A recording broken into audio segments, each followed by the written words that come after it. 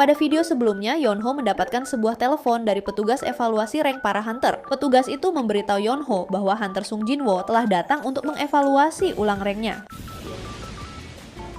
Scenes berpindah terlihat Jinwo yang sedang mengantri untuk evaluasi. Di sana ia menyadari bahwa tidak ada yang berubah sejak dulu. Orang-orang dari guild kecil tidak punya banyak hunter yang bergabung dengan mereka. Jadi mereka rela menunggu dan mencoba merekrut hunter yang selesai evaluasi. Mereka tidak bisa terus-terusan menjalankan raid di dungeon rank rendah dengan pasukan tim raid yang mereka punya. Tapi di saat yang sama mereka juga tidak punya kemampuan untuk menyelesaikan dungeon rank tinggi. Jadi tidak aneh tingkat kecelakaan yang mereka punya sangat tinggi.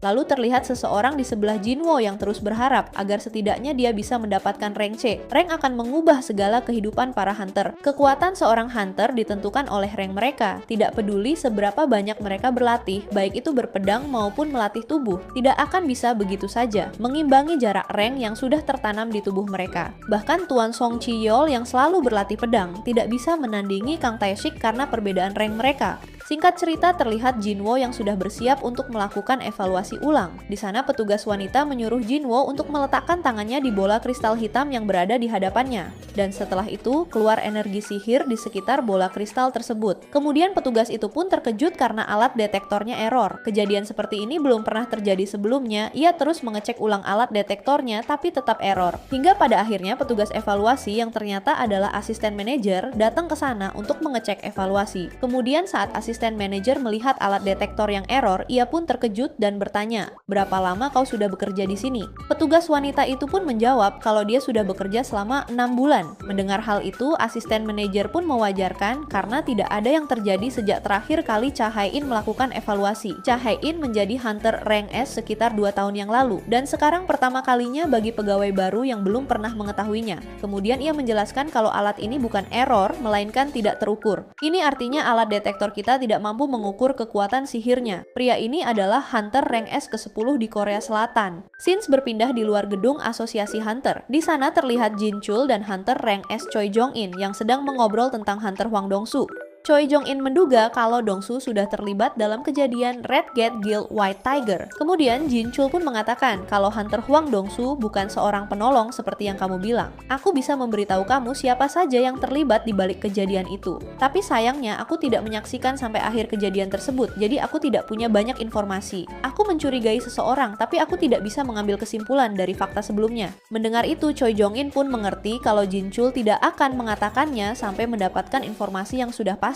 Di sela pembicaraan tersebut, Choi Jong-in mendengar keributan di dalam gedung asosiasi hunter. Di sana Jin Chul menduga kalau ada hunter baru yang menyebabkan keributan karena ranknya. Lalu Jin Chul dan Choi Jong-in berniat untuk mengecek apa yang sedang terjadi di gedung tersebut. Scenes berpindah di dalam gedung asosiasi hunter. Di sana asisten manajer mengatakan kalau saat ini alat detektornya tidak bisa mengukur kekuatan sihir dari Hunter Sung Jinwo. Dia akan menyiapkan alat detektor yang tingkat ketelitiannya lebih tinggi, jadi Jinwo bisa datang ke sini 3 hari lagi. Mendengar hal itu, orang-orang yang berada di sana pun terkejut. Mereka mengetahui kalau Jinwo adalah hunter rank S ke-10 di Korea. Mereka berniat merekrut Jinwo ke dalam guildnya. Tapi dikarenakan guild mereka adalah guild kecil, mereka pun merasa tidak percaya diri. Dan terlebih lagi mereka juga tidak punya dana yang cukup untuk bernegosiasi dengan hunter rank S. Kemudian di sela kegaduhan yang terjadi, mereka pun terkejut melihat Choi Jong-in. Sedangkan Jinwo baru mengetahui kalau orang yang ada di hadapannya adalah Choi Jong-in. Sebelumnya dia sudah mendengar rumor kalau Choi Jong-in bisa menghancurkan gedung dengan sekali serang menggunakan sihir kelas atas miliknya. Dia adalah hunter yang dijuluki Ultimate Soldier. Mengingat julukan tersebut, Jinwo pun tersenyum dan berkata seharusnya itu adalah julukanku. Kemudian Jinwo berjalan melewati Choi Jong-in dan Jin Chul. Lalu saat Jin Chul melihat Jinwo, ia pun terkejut mengetahui kalau Jinwo sudah menjadi hunter rank S. Dan sedangkan Choi Jong-in juga menyadari dan mengatakan, mana mungkin aku mengabaikan keributan yang disebabkan oleh kejadian tidak terduga ini. Tidak perlu menunggu 3 hari untuk menyiapkan alat detektor. Dari aura kekuatannya, orang ini sudah pasti hunter rank S ke-10 di Korea. Kemudian ia memperkenalkan dirinya kepada Jinwo dan mencoba untuk merekrutnya ke dalam guild hunter. Tapi Jinwo yang tidak tertarik, ia pun langsung menolaknya dan melewati Choi Jong-in. Di sana ia berniat kembali ke Istana Iblis secepatnya untuk mendapatkan satu item lagi dan membuat ramuan Holy Water of Life untuk menyembuhkan ibunya.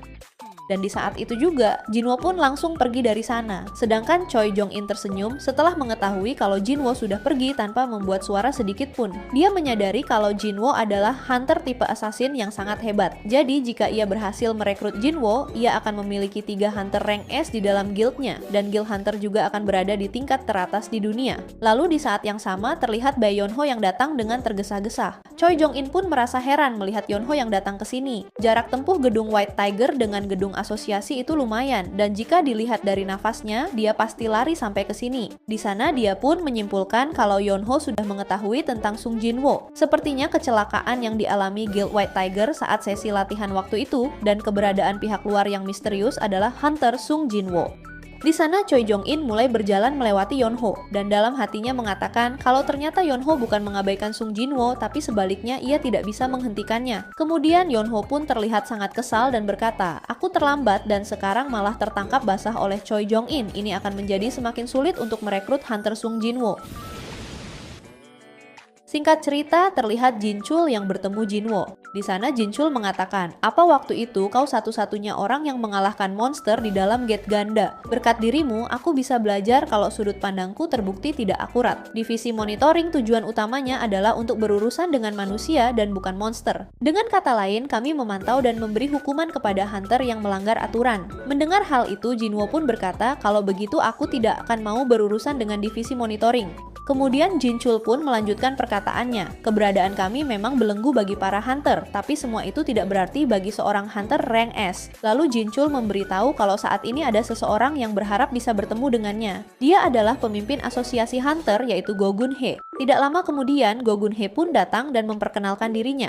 Di sana Jinwo pun terkejut setelah melihat aura kekuatan dari Go Gun-hye. Walaupun umurnya sudah 80 tahun, aura kekuatannya masih sangat luar biasa, seperti hunter rank S. Kemudian mereka berdua pun mengobrol. Di sana Go Gun-hye memberi selamat kepada Jinwo karena sudah menjadi hunter rank S. Kemudian ia mengatakan, "Sejujurnya pengukuran ulang tidak ada artinya. Detektor itu hanya membantu kita memecahkan informasi dan bukan suatu alat yang bisa mengukur jarak kekuatan." Mendengar hal itu, Jinwo pun bertanya, kenapa 3 hari lagi dia disuruh datang ke sana untuk evaluasi ulang. Kemudian Go Gun-hye menjelaskan kalau itu hanya alasan yang memberi kami waktu untuk bertemu hunter rank S sebelum orang lain. Guild besar atau peringkat atas akan memberikan jaminan ketenaran dan uang kepada para hunter. Jadi karena itu tidak ada yang mau bergabung dengan asosiasi hunter. Itulah sebabnya kami membuat sedikit trik untuk bertemu dengan hunter berkualitas. Karena kami bukan perusahaan, kami tidak bisa menjanjikan uang banyak kepada hunter berkualitas. Tapi kami bisa membantumu untuk berkembang di jalan yang berbeda. Para hunter melindungi masyarakat dari serangan monster. Jadi saat ini negara tidak dikuasai oleh pemerintah dan melainkan dikuasai para hunter. Tapi masih ada yang berada di atas para hunter, yaitu asosiasi hunter. Kami akan membantumu supaya bisa memiliki kekuasaan yang sejajar dengan kami.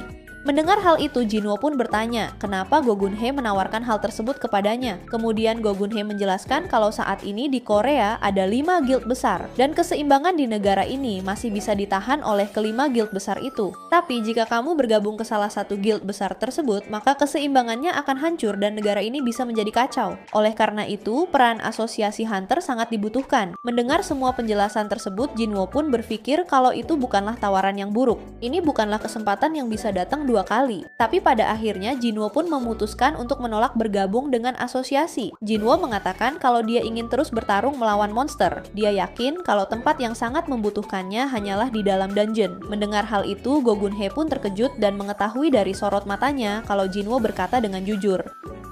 Kemudian Jinwo pun izin pulang karena saat ini adiknya sedang menunggu sendirian di rumah. Lalu dia berjalan melewati Jinchul dan berkata, kalau intuisimu tidaklah salah, tapi bukan aku yang mengalahkan monster di dungeon ganda.